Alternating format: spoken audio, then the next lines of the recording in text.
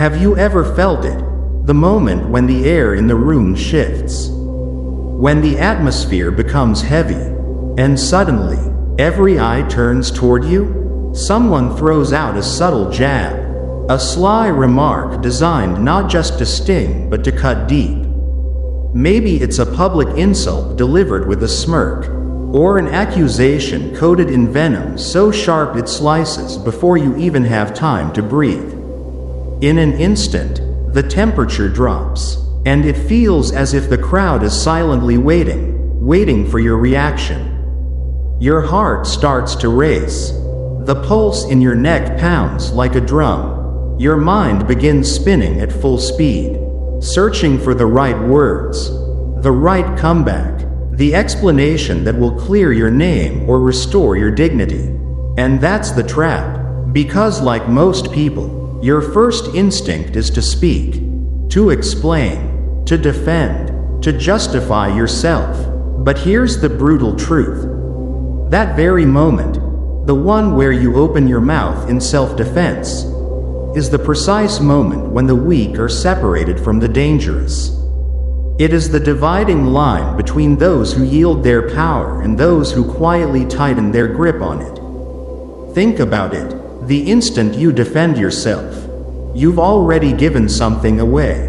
You've admitted, without realizing it, that the other person has the authority to put you on trial. You've bowed your head to their accusation. You've accepted their frame, and once you accept their frame, you are no longer the master of the situation. You are the one scrambling to survive inside it.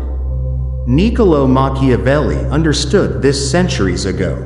While kings and generals were locked in battles of steel, he studied the battles of perception. He saw clearly what many people still fail to grasp today. When a man rushes to defend himself, he kneels before his accuser. He accepts the role of the accused.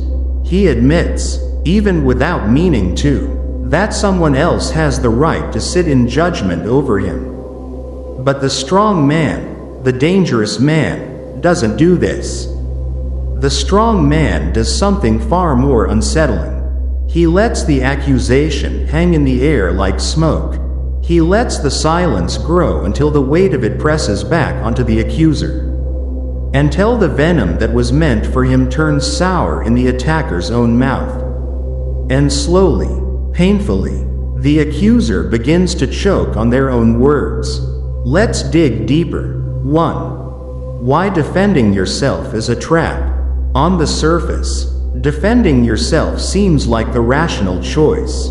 You think you're clearing your name. You think you're restoring the truth, setting the record straight, protecting your reputation. That's what your instincts scream at you to do. Fight back. Explain. Show them who you really are. But here's the cruel paradox. Power games are not about truth. They're about perception. And perception doesn't follow fairness. It doesn't follow logic. Perception bends to frames. The invisible rules that decide who holds the upper hand and who doesn't. When you say, "That's not true," you believe you're correcting the record.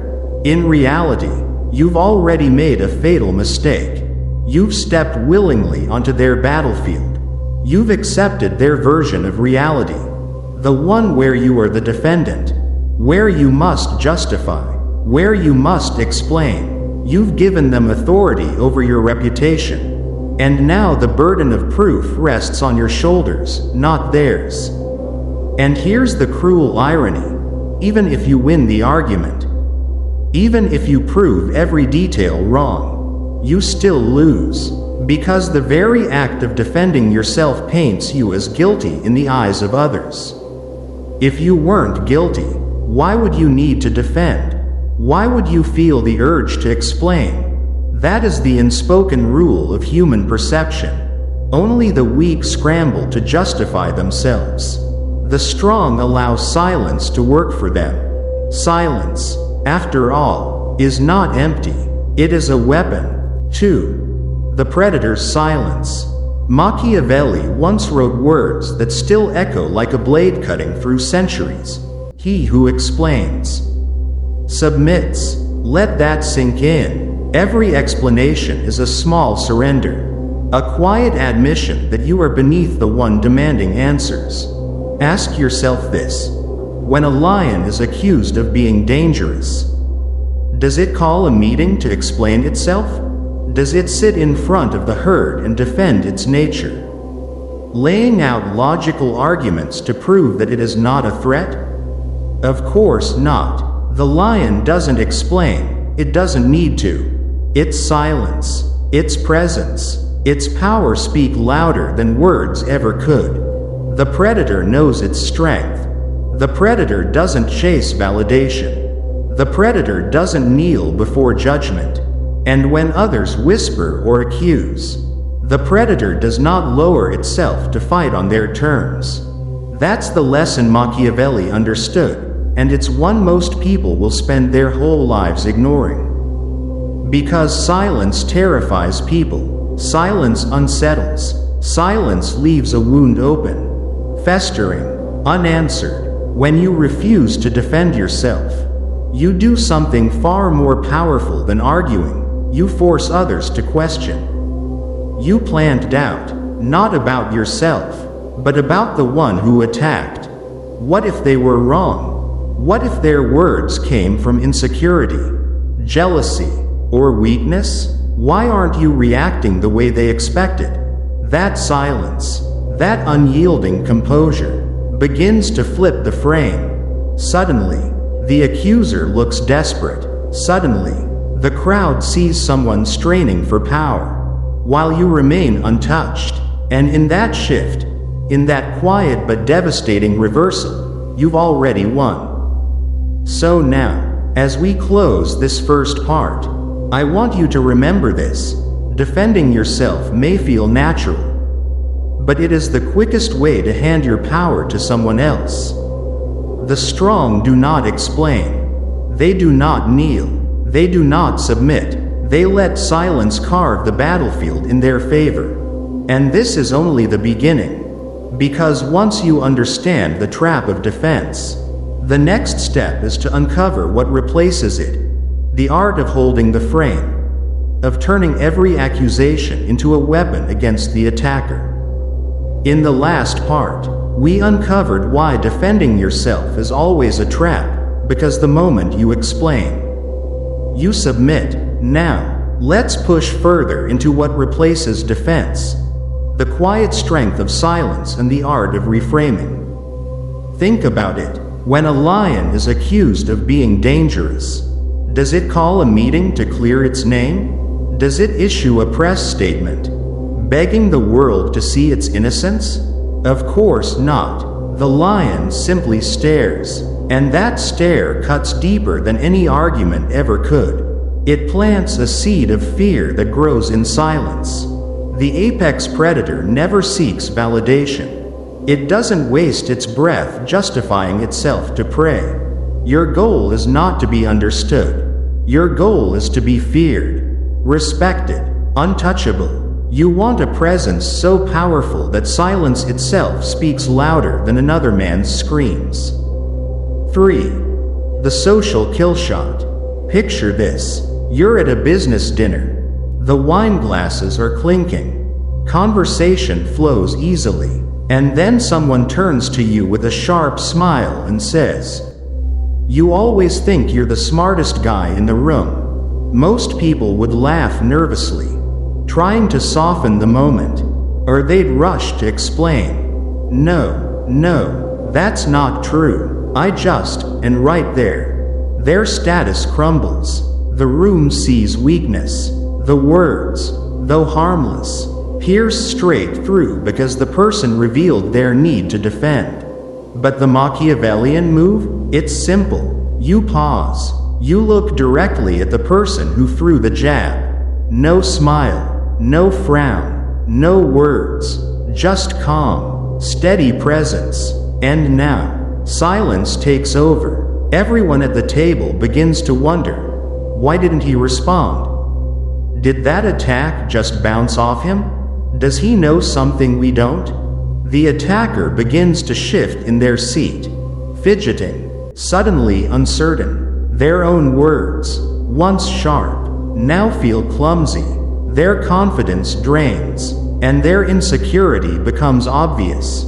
That's the reversal. That's how you flip the frame without lifting a single finger. 4. Mystery is power. Here's the truth. The more people understand you, the less they fear you. Every explanation strips away mystery, and with it, your power. But silence forces others to fill in the blanks themselves. And people almost always overestimate those who say nothing. That's why the most powerful men in business, politics, or even cinema are rarely the loudest. Think of Michael Corleone in The Godfather. His enemies shouted, explained, and argued endlessly. He simply listened, calm, calculating, and when the moment was right, he acted. His silence became more terrifying than their noise. 5. The psychological torture of silence. Something strange happens when you refuse to defend yourself. Your accuser begins to unravel. At first, they repeat the accusation, this time louder, hoping to provoke you. Then they add new details, exaggerating to keep the fire alive. Soon, they start glancing around the room, searching for allies, desperate for someone to agree with them. Why does this happen? Because silence is unbearable to the insecure. They came for a fight. Instead, you handed them a mirror. And now, under the weight of their own words, they are the ones sweating beneath the spotlight. 6. Reframing, the coldest counter. But Machiavelli knew silence was only half the weapon. The other half was reframing, turning the accusation back onto the accuser. Imagine someone says, "You're manipulative." Instead of denying it, you calmly reply, "Only people who can't be influenced say that." Or someone sneers, "You're arrogant." You respond, "Confidence tends to bother the insecure." See what happens here? You're not defending yourself. You're not kneeling before their frame. You're attacking it. You're flipping the accusation so the accuser is suddenly forced to explain themselves, scrambling to justify their own words. That's power. That's how you shift the battlefield. And finally, we arrive at the next lesson, one that exposes how silence and reframing play out when the attack happens in public, under the eyes of many. This is where the stakes are highest, and the move, if played correctly, becomes devastating. Let's move to the 7th principle, the public ambush. Let me give you an example. Years ago, I witnessed a CEO get ambushed in the middle of a board meeting. One of his senior managers suddenly turned to him and, in front of the entire room, said, "I think your strategy is reckless." The room froze. You could almost hear the air tighten. Every pair of eyes shifted toward the CEO, waiting, anticipating. Would he lash out? Would he defend himself? But the CEO didn't lean forward. He didn't rush to explain. Instead, he leaned back. After a long, measured pause, he said calmly, "Interesting. Tell us your strategy." And in that single move, everything flipped. The attacker froze. Their plan wasn't ready. Their words stumbled. Their confidence crumbled. Within minutes, it became painfully clear to everyone in the room. The bold challenge was nothing more than empty bravado. The CEO never raised his voice. He didn't argue, didn't try to win. He simply let the weight of silence and reversal crush his opponent. And the board saw the truth for themselves. 8. Romantic and personal power. This principle extends far beyond business. It reaches into the most intimate of places, our personal relationships. Accusations here are not logical traps, but emotional ones. Picture this. Your partner looks at you and says, You don't care about me anymore." Most men panic. Their first instinct is to explain, to reassure, to prove their love through words. They think they are calming the storm, but in reality, they've just stepped into the emotional frame their partner set. They are no longer leading, they are reacting. But the Machiavellian approach is different. You pause, you hold their gaze, and then, with calm certainty, you say, "That's not how I see it." No defense, no long explanation, just a simple refusal to accept the frame. Suddenly, the dynamic changes. Your partner, instead of being reassured, begins questioning their own words, their own tone, and in that moment, you've shifted control.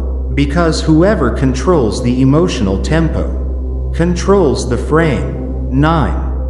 Disappear completely. And then, there is the ultimate move, the vanishing act. No reply, no acknowledgement, no reaction at all. This drives certain people insane. They cannot stand the thought that you didn't even deem them worthy of a response. So what do? They post more. They talk to others. They try harder to provoke you. Yet with each attempt, they look weaker, more desperate, more obsessed. Meanwhile, you remain untouched. You didn't win by proving anything. You won because they destroyed themselves in the endless pursuit of your attention. 10. The 3 tools of the Machiavellian operator. At the core, the weapons are simple. Silence. This is the default mode. Cold, still, forcing others to carry the full weight of their own words. Deflection. Redirect the spotlight. Make them explain themselves. Chase their own tail. Precision cuts. Short, lethal phrases that end the exchange instantly. Think of lines like, "Noted. Think what you like." Strange how confidence makes some people uncomfortable. Notice what these are. They are not defenses. They are weapons. They don't protect you. They assert your position. They make others second guess themselves. And without you ever needing to say it outright, they remind everyone who is in control. 11.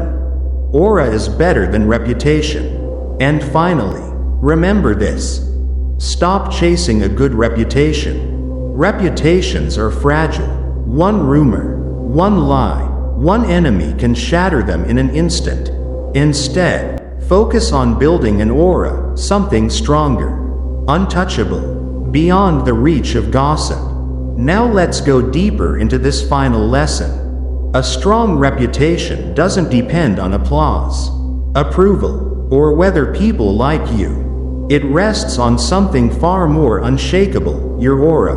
You won't always be admired, and you certainly won't always be trusted. But here's the truth. When your aura is solid, no one dares move against you without pausing, without weighing the cost. And why is that? Because you never look like a man scrambling to defend himself. This leads us to the next stage. The crowd will defend you. And here lies the paradox. The more you argue, the more you justify, the more desperate and isolated you appear. But when you stay calm, composed, silent, something fascinating happens. People start speaking up for you. They say things like, "That was uncalled for," or, "He didn't even respond, and you're still pressing on?" Suddenly, the crowd becomes your shield. Without you lifting a finger, without you raising your voice, you've gained a silent army standing at your side. And what's more powerful than defending yourself? Having an entire room, an entire crowd, defend you while you sit in complete stillness. But there is a higher stage still. The final level is not just silence, it's presence. Imagine your aura so composed, so unmoved, so far above petty attacks that accusations dissolve before they even land. You don't need to ignore them. You don't need to deflect them. They simply don't stick to you. And this mastery comes from discipline, the discipline to never explain, never justify, never seek validation. Your very existence becomes the shield.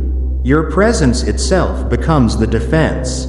That's when you cross into the realm of being truly untouchable. Machiavelli's law is simple. The most dangerous man is not the one who strikes first. It is the one who never needs to. When you stop defending yourself, you stop living by the judgments of others. You define yourself, and the world has no choice but to adjust to that definition. So from this moment forward, remember, no explanations, no justifications, only moves that tilt the balance of power in your favor. Because in the end, the man who never defends himself never needs to. Thank you for watching. If you found value in this, don't forget to like and subscribe, and I'll see you in the next one.